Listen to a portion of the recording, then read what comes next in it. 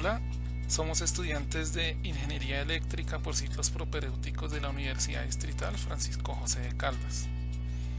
Esta presentación es realizada por Fernando Neira y Juan Carlos Achuri, para la doctora Lais Patricia Rajín, que dicta la materia Campos Electromagnéticos. Esta es la primera entrega del proyecto a plantear. El proyecto que realizaremos es el diseño y construcción de un prototipo de calentador por inducción electromagnética. El objetivo general es diseñar y construir el prototipo de calentador por inducción electromagnética. Los objetivos específicos son conocer el funcionamiento de un calentador por inducción electromagnética, comprender e identificar las leyes de Maxwell presentes en el prototipo a realizar los cálculos para el diseño y construcción del prototipo calentador por inducción, analizar y concluir el funcionamiento del prototipo. Justificación. El proyecto que se va a realizar tiene como objetivo utilizar los conocimientos adquiridos en la materia campos electromagnéticos. Las razones que nos llevaron a escoger este proyecto es la superioridad frente a métodos tradicionales de calentamiento. Esta tecnología es nueva a nivel industrial y doméstico, ya que nos brinda mejor eficiencia energética que métodos tradicionales y más rapidez de calentamiento. El favorable impacto que tiene en el medio ambiente lo muestra como un proyecto viable para contextualización. Al momento de calentar piezas de manera tradicional, hay varios factores que no favorecen dicho proceso, tales como tiempo implementado y los recursos necesarios para ejecutar el calentamiento. El impacto ambiental que lleva el calentamiento de manera tradicional es bastante nocivo para el planeta.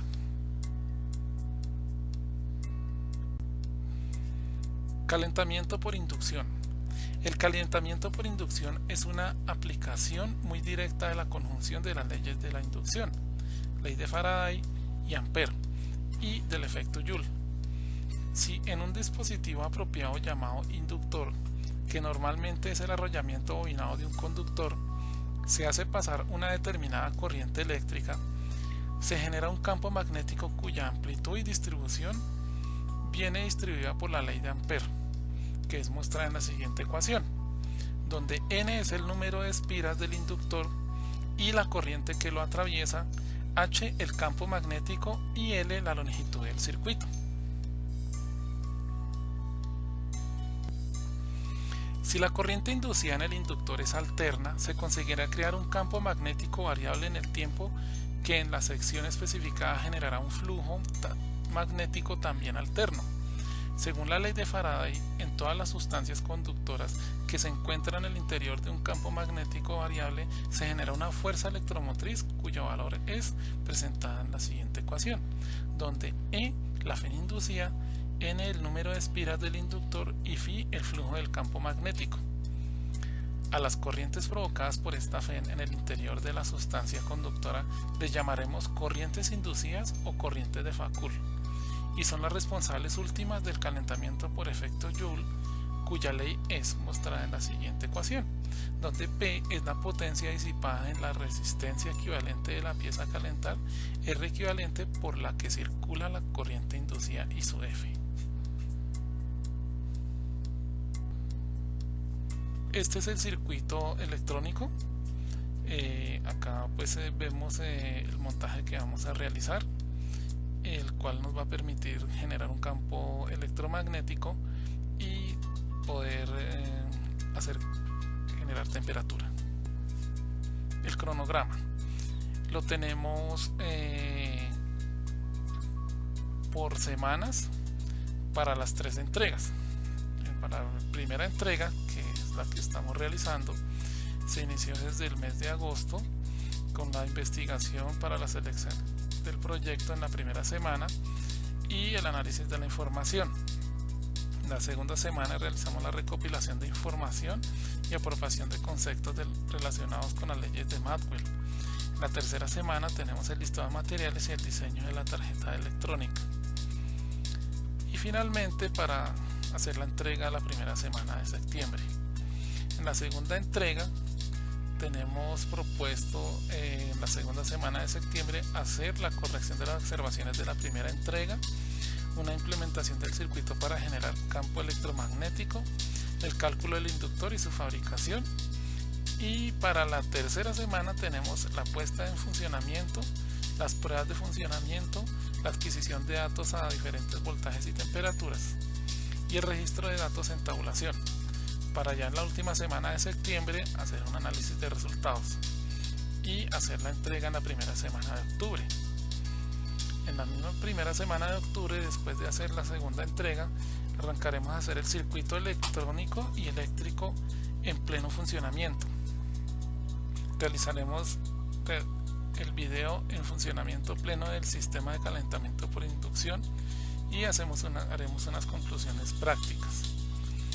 El registro fotográfico y fílmico del funcionamiento pleno del proyecto lo realizaremos en la segunda semana de octubre. La redacción del documento está para la tercera, cuarta y cuarta semana de octubre y primera semana de noviembre. En la segunda semana de noviembre adjuntaremos las conclusiones al documento y haremos la verificación del documento para su posterior entrega a la semana final de noviembre. Este es el presupuesto. El proyecto está por un valor de 123.000 pesos. Aquí está el listado de todos los materiales que vamos a utilizar. No está incluida la mano de obra, ya que es un proyecto estudiantil y es hecho por los mismos estudiantes. La bibliografía que utilizamos de páginas web, utilizamos internet como una herramienta muy fuerte en estos momentos. Agradezco mucho la atención que se ha prestado a este video y presentaremos el resultado de los avances de este proyecto en un posterior video. Muchas gracias. Vamos a realizar el armado del circuito inductor para poder generar temperatura en un material ferrítico. Para esto vamos a utilizar unas bobinas que previamente ya las hemos hecho en alambre número 10, que son esta bobina, que es la bobina principal, y esta es una bobina antirretorno. Vamos a utilizar dos tramos de cable de 10 centímetros aproximadamente, número 16, dos resistores de 150 vatios, 150 ohmios a 2 vatios, dos resistores de 1 kilo ohmio a medio vatio, dos MOSFET de 42 amperios y nuestro circuito capacitivo armado. Vamos a armar en paralelo, son capacitores de 0.33 microfaradios. Para esto vamos a empezar a realizar la soldadura de todos los elementos. Unimos las dos bobinas que se fabricaron en calibre número 10 y empezamos a conectar y soldar los condensadores en paralelo. Aquí ya hemos terminado de soldar los condensadores en paralelo, como se ve, y vamos a terminar de ensamblar el resto de elementos del circuito. Seguido vamos a hacer el montaje de los MOSFET. Ya hemos soldado uno, vamos a soldar el otro.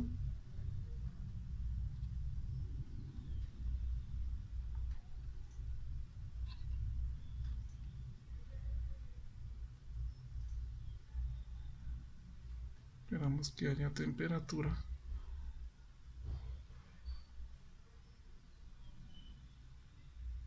Y soldamos.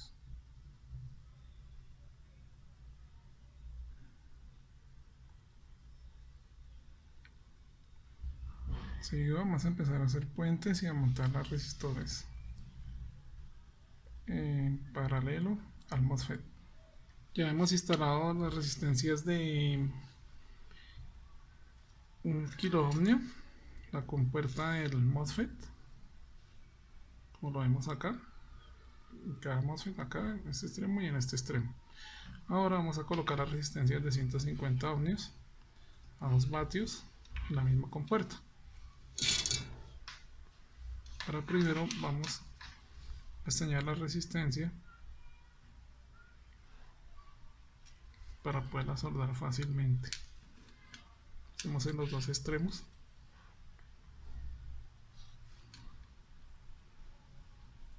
De las resistencias y así va a ser mucho más fácil la soldadura.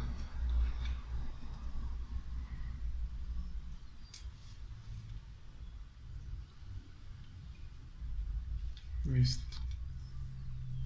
Ahora las instalamos en la compuerta donde está nuestra resistencia de... Aquí ya hemos instalado la resistencia de 150 ohmios, como se ve. Ya quedó listo el circuito para hacer puente entre los dos MOSFET.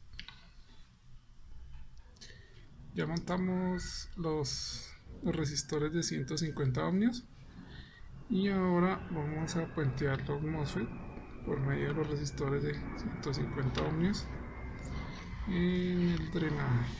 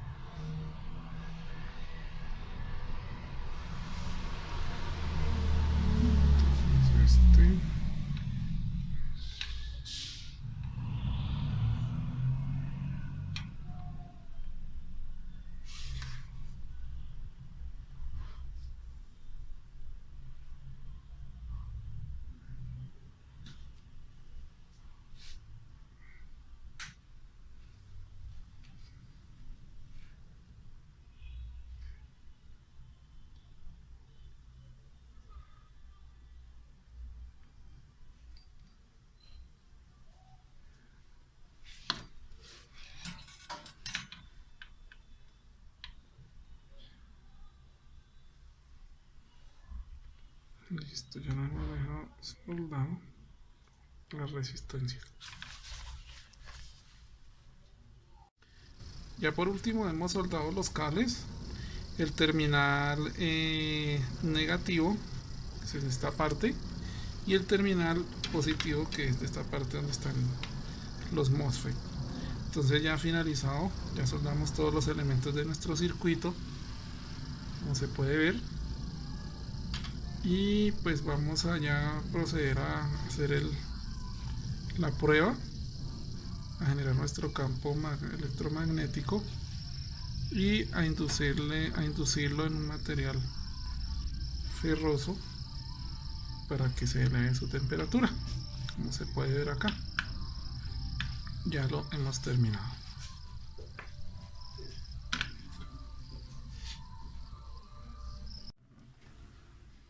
Dentro de la bobina y vemos el campo como empieza a inducirlo y se ha elevado la temperatura. Ya tenemos 95 grados con una corriente de 9 amperios y la temperatura sigue subiendo. Ya vamos a alcanzar los 200 grados. Ha cambiado la tonalidad del material, como podemos observarlo. Tenemos 215 grados y finalmente podemos comprobar la temperatura cortando la tapa.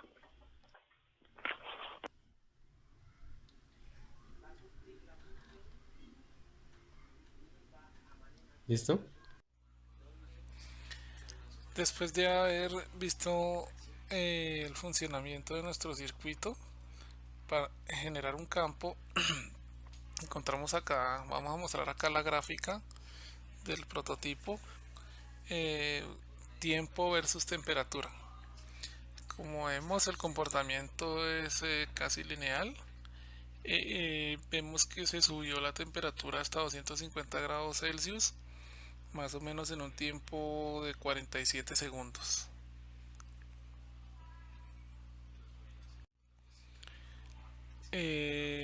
Vamos a hablar de las ecuaciones de Maxwell relacionadas con nuestro circuito. Estas ecuaciones son la ley de Gauss, la ley de Gauss del magnetismo, la ley de Ampère y la ley de Faraday.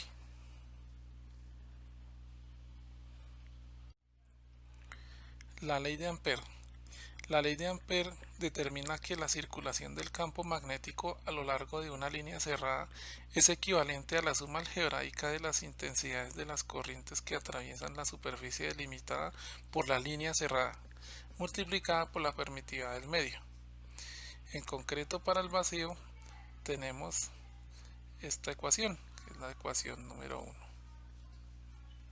Estamos mostrando a continuación.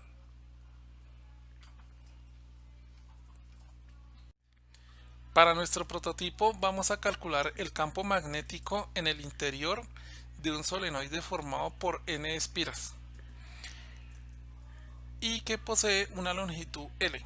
Para ello aplicaremos la ley de Ampère a una línea cerrada constituida por un rectángulo de base L, como el que puedes observar en la figura, y que dividiremos en 4 tramos: AB, BC, CD y DA. Si observamos bien la figura, en los tramos BC y DA se cumple que los vectores B y DL son perpendiculares.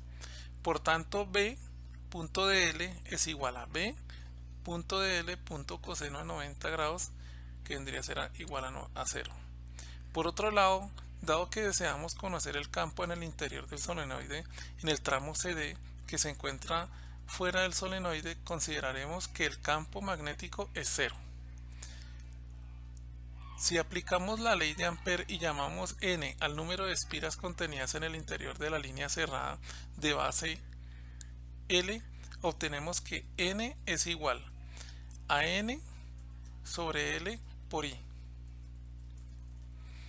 Si igualamos ambas expresiones, obtenemos que B es igual a mu por I por N sobre L, que vendría a ser nuestra ecuación número 2.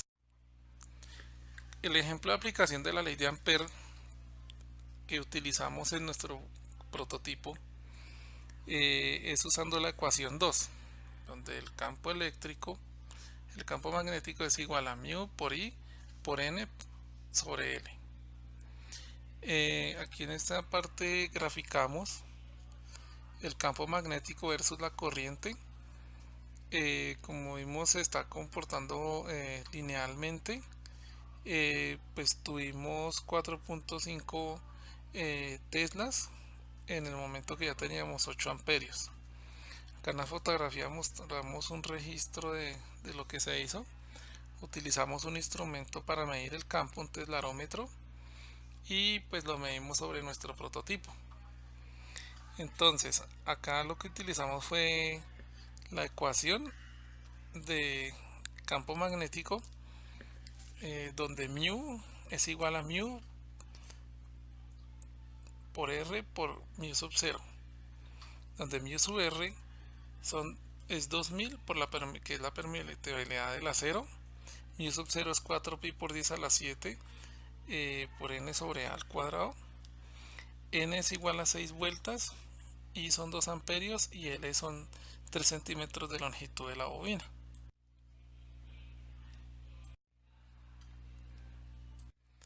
La ley de inducción electromagnética de Faraday, o simplemente la ley de Faraday, se basa en los experimentos que Michael Faraday realizó y establece que el voltaje inducido en un circuito cerrado es directamente proporcional a la rapidez con que cambia en el tiempo el flujo magnético que atraviesa una superficie cualquiera con el circuito como borde.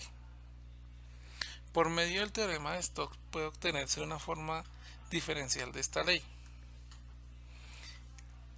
Esta es una de las ecuaciones de Maxwell, las cuales conforman las ecuaciones fundamentales del electromagnetismo. La ley de Faraday, junto con las otras leyes del electromagnetismo, fue incorporada en las ecuaciones de Maxwell, unificando así al electromagnetismo. En el caso del inductor con n vueltas de alambre, la fórmula anterior se transforma en la que estoy mostrando, que es E igual a menos n por el diferencial de phi con respecto al de t, al tiempo, que es la ecuación 5.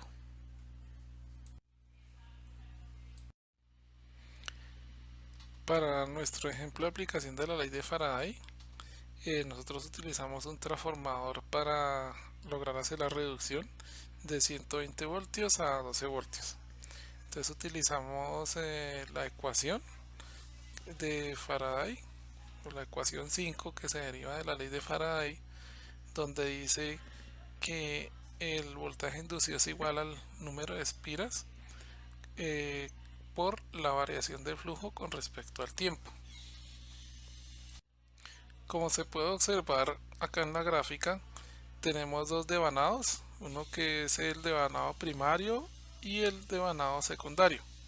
Entonces para esto vamos a hallar el número de espiras y la relación de transformación que tiene nuestro transformador que fue utilizado como parte de nuestra fuente de voltaje. Para esto vamos a utilizar la ecuación de el flujo, el voltaje inducido en el primario sobre el voltaje inducido en el secundario, que esto es igual al número de espiras por la variación del flujo con respecto al tiempo sobre el número de espiras del secundario por la variación del flujo con respecto al tiempo. Como podemos ver que el flujo es constante dentro del núcleo, podemos utilizar esta ecuación que es el voltaje en el primario sobre el voltaje inducido en el secundario, que eso vendría a ser igual al número de espiras del primario sobre el número de espiras en el secundario. Con estas vueltas y que tenemos relacionadas acá, podemos calcular una relación de transformación que, dividiendo estos dos valores, nos da 10, que vendría a ser una relación de 10 a 1.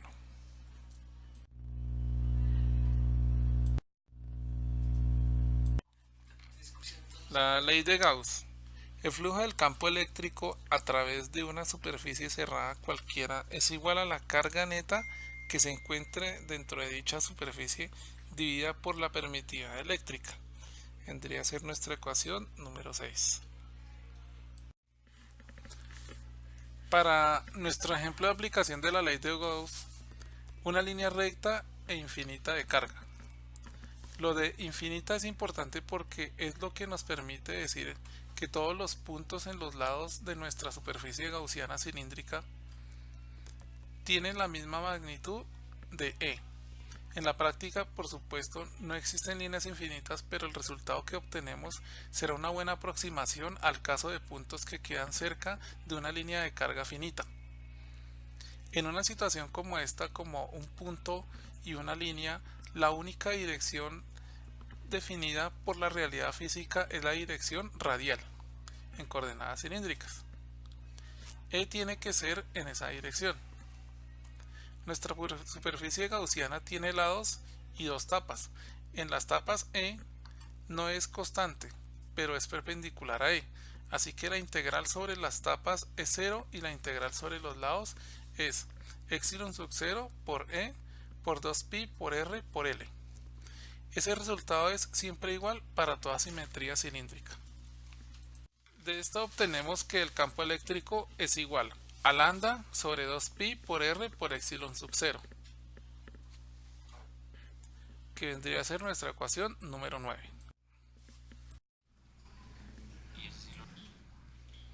La ley de Gauss. Al igual que para el campo eléctrico, existe una ley de Gauss para el magnético o magnetismo, que se expresa en sus formas integrales y diferencial como la integral cerrada de B por R por ds, que es igual a 0, que es nuestra ecuación número 10.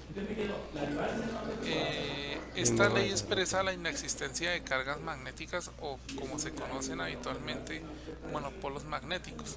Las distribuciones de fuentes magnéticas son siempre neutras en el sentido de que posee un polo norte y un polo sur, por lo que su flujo a través de cualquier superficie cerrada es nulo. Para esto voy a mostrar un video donde verificamos esto con nuestro prototipo. Y muévalas acercándolas usted con otra mano.